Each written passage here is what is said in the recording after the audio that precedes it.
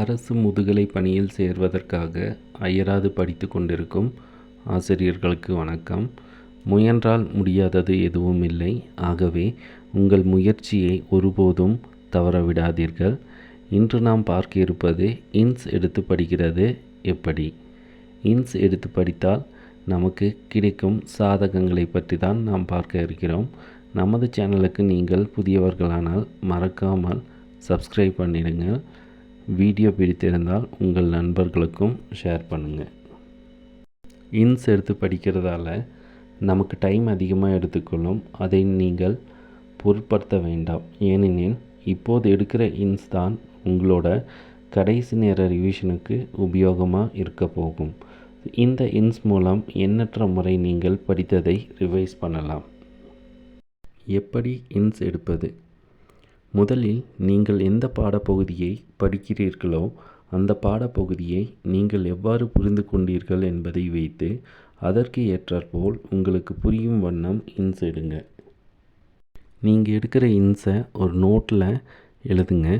அப்போ தான் அது கடைசி வரைக்கும் உங்கள்கிட்டயே இருக்கும். கடைசி நேர ரிவிஷனுக்கு பயன்படும். இல்லை நீங்கள் பேப்பரில் எழுதுனீங்க அப்படின்னு பார்க்கும்போது ஒரு குறிப்பிட்ட நாட்கள் மட்டுமே அந்த இன்ஸ் உங்களுக்கு யூஸ்ஃபுல்லாக இருக்கும்.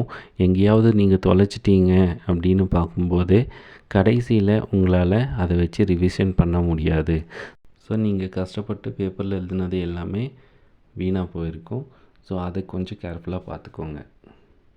நீங்கள் எடுக்கிற இன்ஸ் பிஜிடிஆர்பி எக்ஸாம் வர்ற வரைக்கும் உங்களிடம் இருக்க வேண்டும். முக்கியமான பாயிண்ட்ஸை மட்டும் நீங்கள் உங்களுக்கு புரிஞ்ச மாதிரி இன்ஸ் எடுங்க. ஏனோ தானானோ எழுதாதீங்க. எடுத்த இன்ஸ் மூலமாக அந்த டாப்பிக்கோட மைய கருத்து அல்லது அந்த டாப்பிக்கோட முக்கியத்துவம் இருக்கிற மாதிரி இருக்கணும்.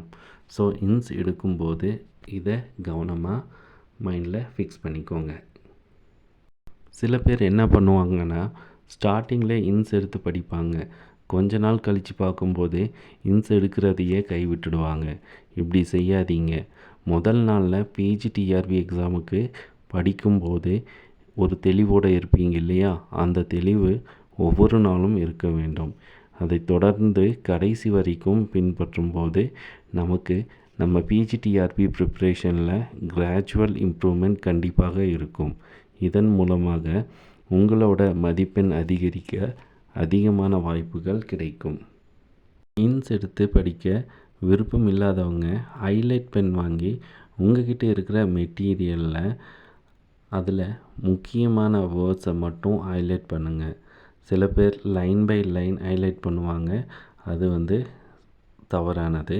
அப்படி மட்டும் பண்ணாதீங்க. முக்கியமான வார்த்தையை மட்டும் ஹைலைட் பண்ணுங்கள். இன்ஸ் எடுத்து படிக்கும்போது ஒரு குறிப்பிட்ட யூனிட்டையோ அல்லது ஒரு பாதி யூனிட்டையோ குறிப்பிட்ட நாளுக்குள் முடிக்க பாருங்கள். பிறகு நீங்கள் இன்ஸ் எடுத்ததை மட்டும் ஒரு நாள் திரும்ப திரும்ப படிங்க. அது கிட்டத்தட்ட சுமார் 20 முறையானாலும் பரவாயில்லை. இதை கடைசி வரைக்கும் ஃபாலோ பண்ணுங்கள். ஸோ இப்படி பார்க்கும்போது நீங்கள் படித்த அந்த யூனிட்டோ அல்லது பாதி யூனிட்டோ உங்களுக்கு ஈஸியாக தெரியும். ஸோ இப்போது இந்த யூனிட்டை பற்றி நீங்கள் கவலைப்பட தேவையே இல்லை. நீங்கள் எப்போ ஒரு டைம் ரிவிஷன் பண்ணாலும் அந்த யூனிட்டில் இருக்கிற எல்லா இம்பார்ட்டண்ட் டாப்பிக்கும் சரி, இம்பார்ட்டண்ட் பாயிண்ட்ஸ் எல்லாமே உங்கள் மைண்டில் வரும். எல்லா யூனிட்ஸையும் நீங்கள் இன்ஸ் எடுத்து படிக்கும்போது உங்கள் பாடப்பகுதி எல்லாமே உங்களுக்கு ஈஸியாக இருக்கும். அது பிஜிடிஆர்பி எக்ஸாம் வருவதற்கு முன்னால் உங்களுக்கு உங்கள் பாடப்பகுதியில் இருக்கிறது எல்லாமே ஃபுல்லாக படிச்சிருப்பீங்க. உங்களாலேயே நம்ப முடியாத அளவுக்கு எண்ணற்ற ரிவிஷன் செஞ்சுருப்பீங்க.